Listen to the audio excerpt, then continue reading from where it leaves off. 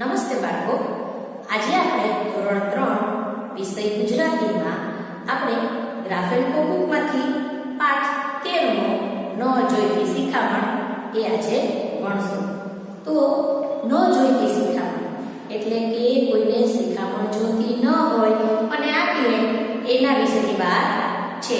તો આ વાતમાં આપણે જોઈએ કે આ વાર્તામાં શું કહેવા માંગે છે. કોઈને પણ ક્યારેય જો શિખામણ ન જોતી હોય તો અપાય નહીં, અને જો આપીએ તો શું પરિણામ આવે છે એ આ પાઠમાં બતાવેલું છે. તો ચાલો બાળકો આ સરસ મજાનો પાઠ ભણીએ. ચોમાસાના દિવસો હતા. તો ચોમાસાના દિવસોમાં શું હોય?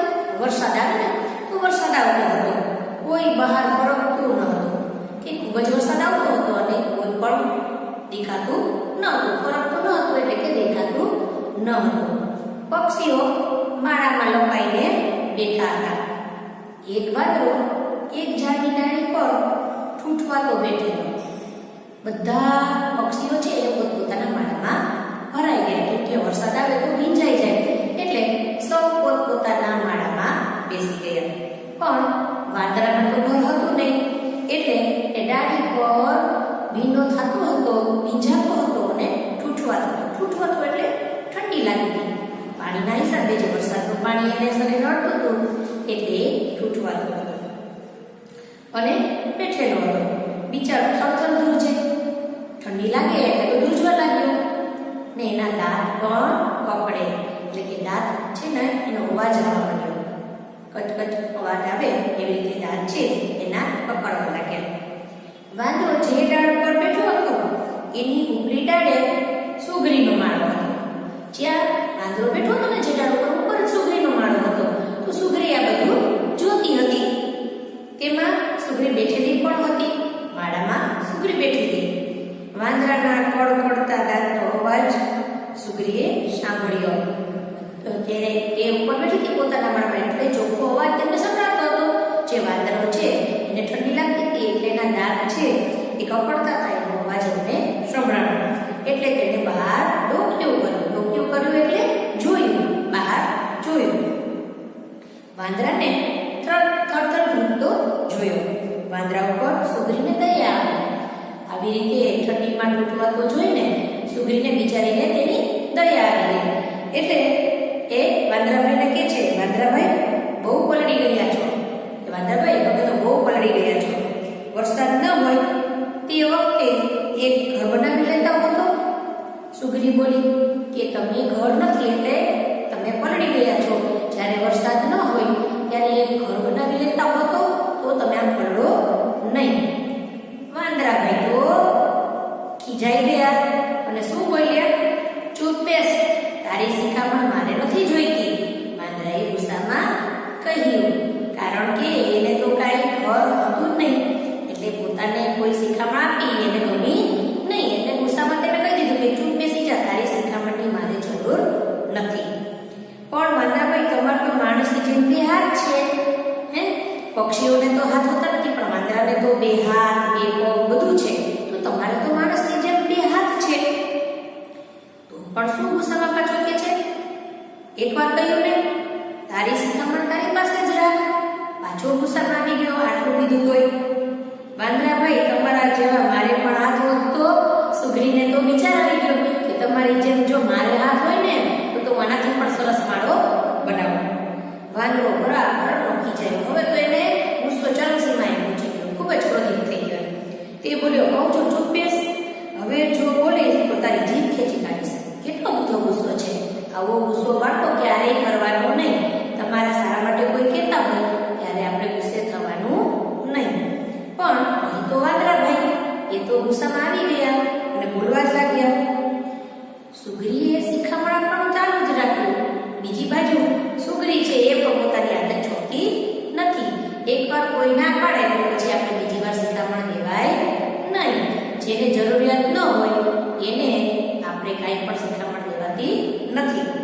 આવી જ રીતે સુગરી સમજી નહીં અને એ લગાતાર એને શિખામણ આપતી રહે છે. પછી એનું પરિણામ કેવું ભોગવવું પડે છે જોજો બાળ મિત્રો તમે. સુગરીએ શિખામણ આપવાનું ચાલુ રાખ્યું. પણ વાંદરાભાઈ હું તો તમારા ભલા માટે કહું છું કે વાંદરાભાઈ તમારા સારા માટે, ભલા માટે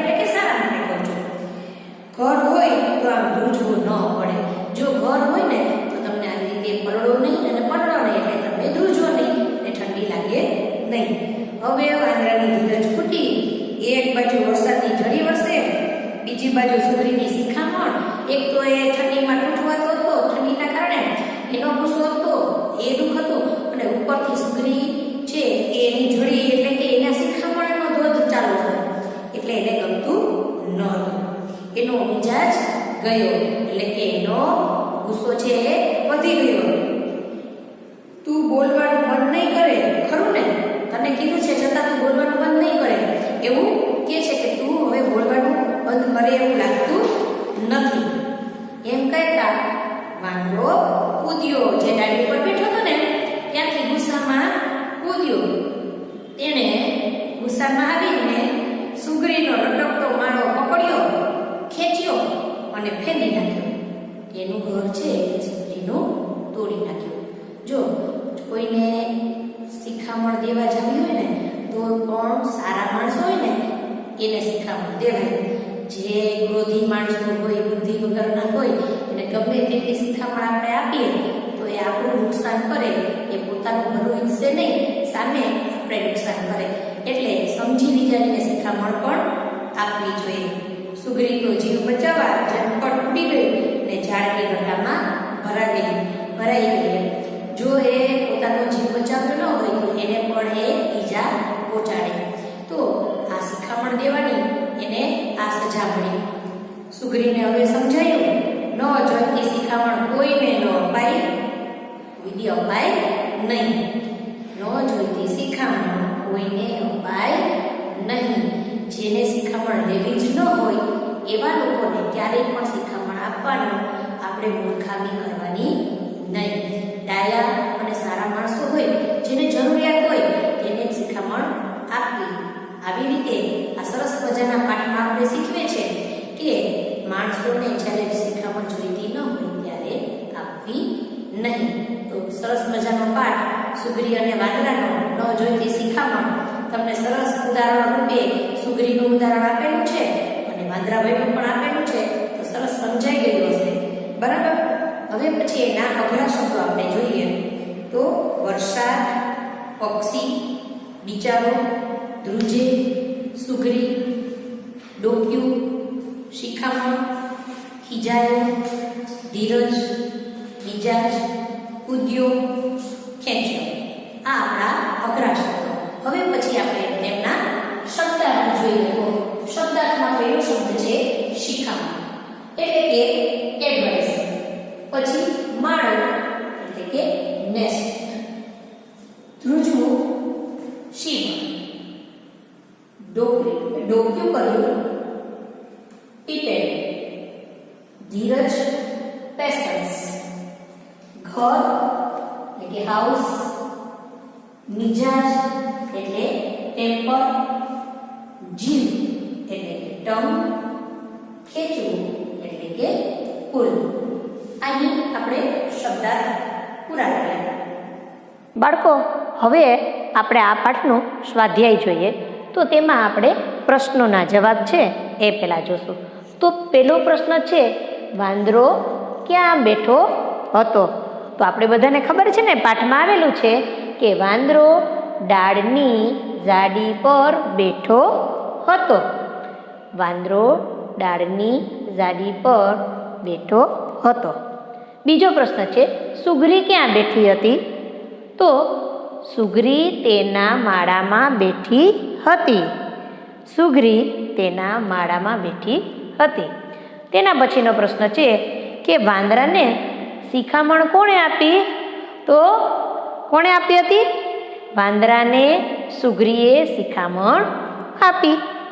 તેના પછીનો પ્રશ્ન છે, સુગ્રીનો માળો કોણે ફેંદી નાખ્યો? તો ગુસ્સામાં આવી જઈને કોને ફેંદી નાખ્યો તો બાળકો? યાદ છે ને? હા, વાંદરાભાઈએ. સુગ્રીનો માળો વાંદરાએ ફેંદી નાખ્યો. એટલે કે સુગ્રીનો માળો વાંદરાએ ફેંદી નાખ્યો. આગળનો પ્રશ્ન હવે જોઈએ તો કે આ વાર્તાનો બોધ લખો. આ વાર્તામાંથી આપણે શું બોધ મળે છે, કે આપણે શું શીખવાનું મળે છે એ આપણે જોવાનું છે. તો ન જોઈતી શિખામણ કોઈને અપાય નહીં. જેને શિખામણ ન જોતી હોય તેમને અપાય નહીં. તેના પછીનો પ્રશ્ન છે ખાલી જગ્યા. તો તો ખાલી જગ્યા પૂરવાની છે. ચાલો બાળમિત્રો આપણે ખાલી જગ્યાઓ જોઈએ. તો પહેલી ખાલી જગ્યા છે, ડાળ ઉપર સુગરીનો ખાલી જગ્યા હતો. તો ખાલી જગ્યામાં શબ્દ આવશે માળો, કે શું હતું? ડાળ ઉપર સુગરીનો માળો હતો. પછી બીજી છે, સુગરીને દયા આવી. ખાલી જગ્યામાં સુગરી શબ્દ છે, તો દયા કોને આવી? સુગરીને દયા આવી. અને છેલ્લી ખાલી જગ્યા છે, ખાલી જગ્યાનો મિજાજ ગયો. કોનો મિજાજ ગયો? વાંદરાનો. એટલે ખાલી જગ્યામાં શબ્દ ભરવાનો રહેશે વાંદરા. એટલે કે પહેલી ખાલી જગ્યામાં માળો, બીજી ખાલી જગ્યામાં સુગરી અને ત્રીજી ખાલી જગ્યામાં વાંદરા શબ્દ આવશે. બાળકો, હવે આપણે સ્વાધ્યાયમાં આગળનો પ્રશ્ન જોઈએ. તો પ્રશ્ન છે, શબ્દોના અંગ્રેજી અર્થ લખો. ગુજરાતી શબ્દો આપેલા છે, આપણે એના અંગ્રેજી અર્થ લખવાના છે. તો પહેલું છે શિખામણ, એટલે કે એડવાઇઝ.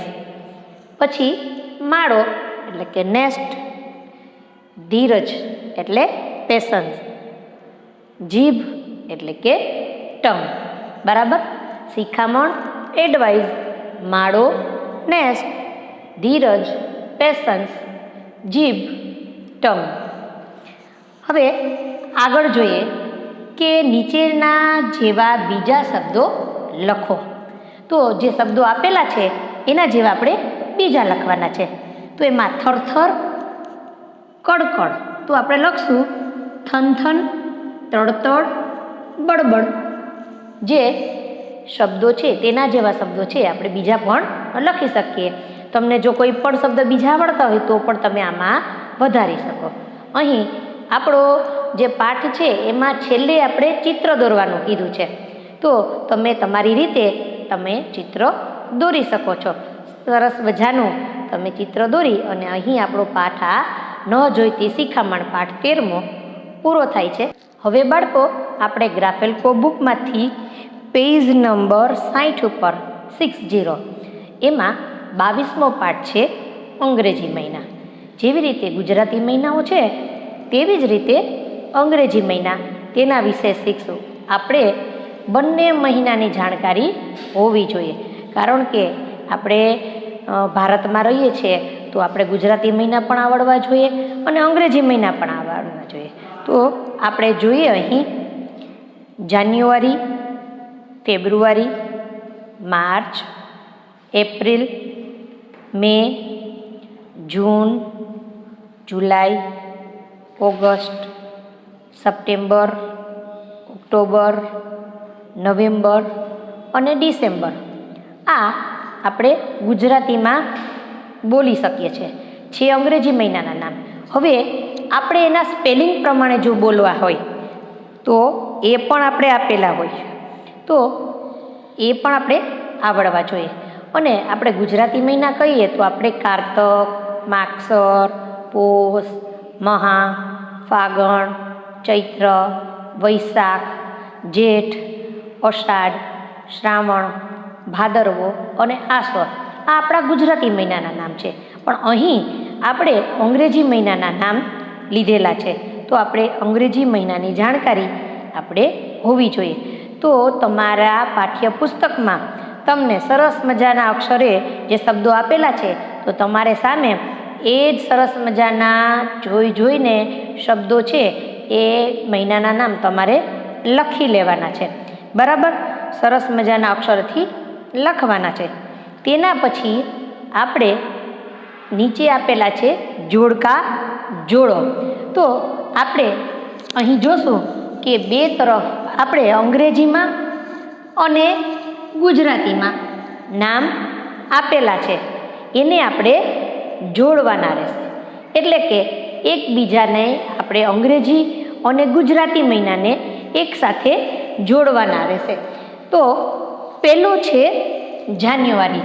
તો જાન્યુઆરી અહીં છે. બરાબર? તો આવી રીતે તમારે જોડતા જવાના છે. મે તો અહીં નીચે છે.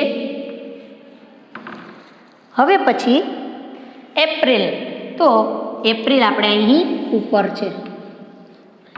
પછી નવેમ્બર, એટલે કે અહીં નવેમ્બર આપેલો છે. હવે પછી ઓગસ્ટ એટલે કે અહીં આપેલો છે. તેના પછી ડિસેમ્બર, તો અહીં ડિસેમ્બર મહિનો આપેલો છે. પછી માર્ચ. તો બાળકો સાથે સાથે જોતા જવાના, ગુજરાતી શબ્દો ઓળખતા જવાના છે. અને સૌથી છેલ્લે છે જૂન. તો બધા શબ્દો આવી ગયેલા છે. ચેક કરી લેવાના તમારે છેલ્લે કે બધા શબ્દો આવી ગયેલા છે. તો અહીં અંગ્રેજી મહિના એટલે કે જાન્યુઆરી, ફેબ્રુઆરી, માર્ચ, એપ્રિલ, મે, જૂન, જુલાઈ, ઓગસ્ટ, સપ્ટેમ્બર, ઓક્ટોબર, નવેમ્બર અને ડિસેમ્બર. અહીં આપણે આ 12 મહિનાના જે નામો છે એ અંગ્રેજીના પૂરા કર્યા. હવે શીખી ગયા હશો, બરોબર ને? સરસ મજાના આ જે અંગ્રેજી અને ગુજરાતી બેયમાં બાળકો તમને લખતા આવડવું જોઈએ કે અંગ્રેજીમાં કઈ રીતે લખી શકાય અને ગુજરાતીમાં કઈ રીતે લખી શકાય, તેના ઉચ્ચાર ખાસ યાદ રાખવાના છે. તો તમને સમજાઈ ગયા હશે.